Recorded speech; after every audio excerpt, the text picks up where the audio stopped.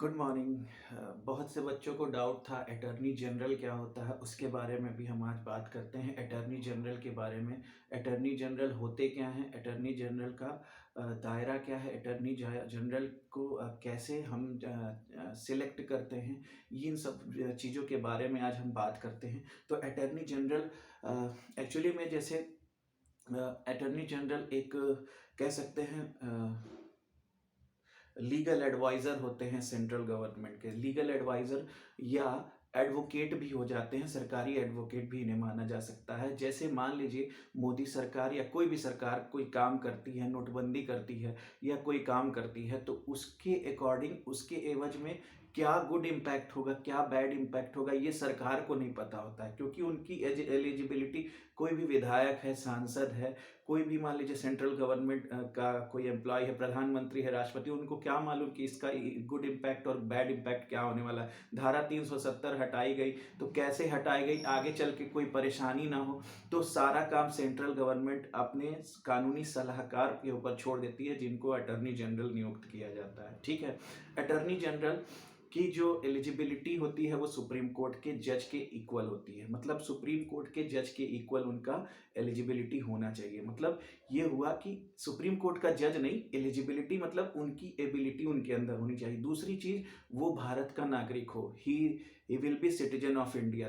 तीसरी चीज कि अगर 5 साल तक हाई कोर्ट में जज रहा तो भी चल जाएगा। मतलब पहला चीज तो ये होना चाहिए कि सुप्रीम कोर्ट के जज के बराबर एलिजिबिलिटी होनी चाहिए, या तो 5 साल का वो जज हो हाई कोर्ट में।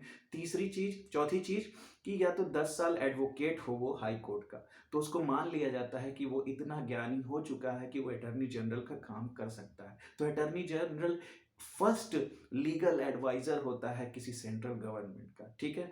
अब अटॉर्नी जनरल के ऊपर अगर वर्कलोड बढ़ता है तो अटॉर्नी जनरल नियुक्त किया होता है अपने सॉलिसिटर जनरल को।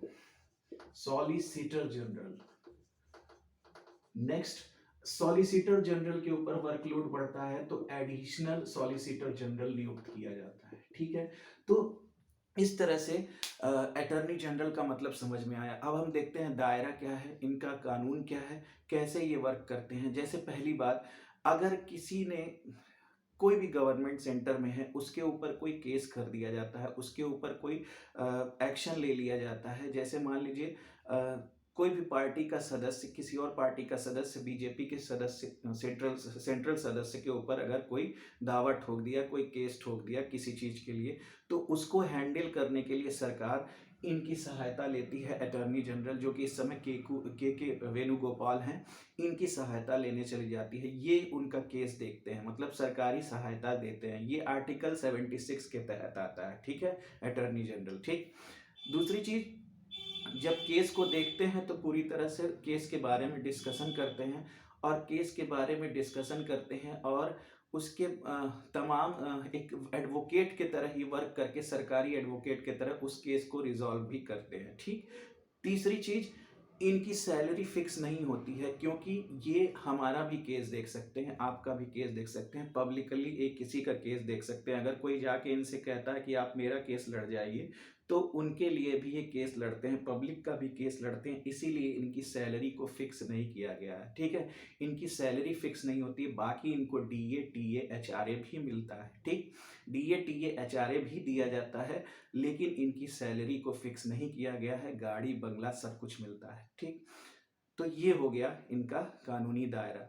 तो इनको नियुक्त एज ए कानूनी सलाहकार के रूप में किया जाता है, जो सेंट्रल गवर्नमेंट को पूरा ट्रीट करते हैं अच्छी तरीके से। उनके ऊपर कोई केस होता है तो उनके लिए केस भी लड़ते हैं, पब्लिकली भी केस लड़ते हैं। इसी वजह से इनकी सैलरी फिक्स नहीं की है। जिस दिन ये पब्लिकली केस लड़ना छोड़ देंगे, उस दिन इनकी सरकार सैलरी फिक्स कर देगी। ठीक है। इसी वजह से ये सरकार इनकी सैलरी फिक्स नहीं करती है, क्योंकि हमारा भी केस देख सकते हैं, दूसरे का भी केस देखते हैं। अब ये मेरी बात एक और समझिए। अगर मान लीजिए, ठीक है, अगर मान लीजिए हम ही मोदी जी पे केस कर दें, या कोई भी इंसान मोदी जी पे केस कर दे, ठीक है, और फिर वो पहुंच जाए अटॉर्नी जनरल के पास कि सर मेरा केस देख लीजिए, तो कहेगा हाँ हाँ केस देख ले रहे हैं आपका। लेकिन जब वो सुनेगा कि आप जो है सेंट्रल गवर्नमेंट के ऊपर केस किए हैं, ठीक है, तो जब आप सेंट्रल गवर्नमेंट के ऊपर केस किए हैं तो वो इस केस को नहीं सुलझाएगा, क्योंकि वो पूरा सहायता भी करता है। वो सेंट्रल गवर्नमेंट के एज ए सहायता हेल्पर का भी काम करता है, उनके अगेंस्ट नहीं जा सकता है। हाँ, आपका आपसी विवाद है किसी और से सेंट्रल गवर्नमेंट को छोड़ के, तो आपके लिए वो लड़ेगा, लेकिन सेंट्रल गवर्नमेंट के अगेंस्ट नहीं जाएगा। आपने सेंट्रल गवर्नमेंट पे केस किया तो आपका साथ नहीं देगा, वो सेंट्रल गवर्नमेंट का साथ देगा। आपको कोई और एडवाइजर ढूंढना होगा, लीगल एडवाइजर। तो ये चीज़ समझ में आ गई होगी। तो ये चीज़ है इनकी एलिजिबिलिटी। सुप्रीम कोर्ट का जज होना चाहिए, या हाई कोर्ट में 10 साल वकील भी हो सकता है तब भी चलेगा, या 5 साल जज होना चाहिए हाई कोर्ट में। और ये केस कहाँ कहाँ देखता है, ये सुप्रीम कोर्ट में भी केस देख सकता है, हाई कोर्ट में अगर कोई केस किया है, डिस्ट्रिक्ट कोर्ट में कोई केस दिया है, तीनों जगह ये केस देख सकता है। अगर सेंट्रल गवर्नमेंट पे, अगर सॉलिसिटर जनरल अगर कोई भी मान लीजिए स्टेट में केस किया है तो हाई कोर्ट डिस्ट्रिक्ट कोर्ट को देख सकता है, और ये केवल डिस्ट्रिक्ट कोर्ट को ही देख सकता है। तो इस तरह से इनका काम बटा हुआ है, ठीक है। ये अपना वर्कलोड कम करते हैं इससे, ये अपना वर्कलोड कम करते हैं इससे। तो इस तरह से अटॉर्नी जनरल का काम होता है। तीसरी चीज, इनका दायरा और भी है।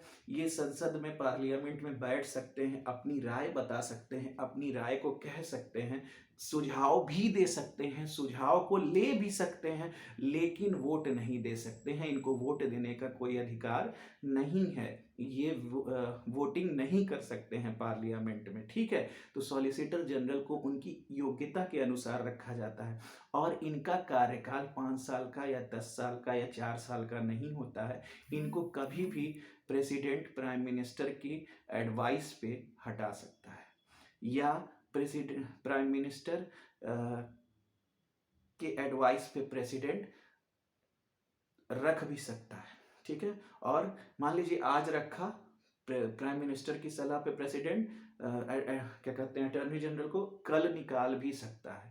तो प्राइम मिनिस्टर की सलाह से प्रेसिडेंट ही उसको नियुक्त करते हैं, और प्रेसिडेंट ही उसको डिस्क्वालीफाइड करते हैं उसकी जॉब से। तो यही कारण है कि वो पब्लिकली भी पैसा लेता है। पब्लिकली बहुत महंगे वकील, ये मान के चलते हैं, इनको हिंदी में महान्यायवादी बोलते हैं। तो पब्लिकली बहुत महंगे वकील होते हैं, हम लोग जाएंगे तो बहुत ज़्यादा इनका चार्ज होता है, तो मुश्किल होता है हम लोगों को इनको रख पाना, ठीक है।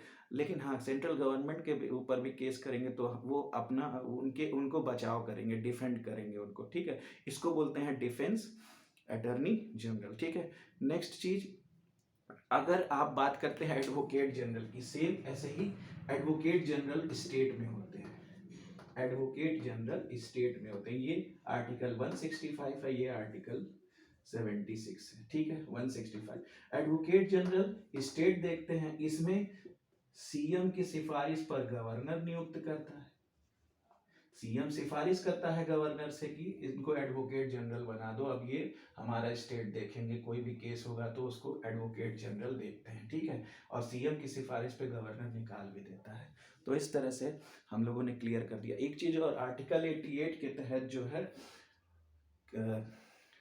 अटॉर्नी जनरल बैठ सकता है संसद भवन में, लेकिन कोई वोट नहीं डाल सकता है। और पब्लिकली पैसा लेता है, पब्लिक का भी केस लड़ता है, आपसी केस को भी सुलझाता है, इसलिए इसकी सैलरी भी फिक्स नहीं की है। थैंक यू वेरी मच इतना बताने के लिए। और भी किसी को कोई डाउट होगा तो पूछ सकता है। Okay, thank you.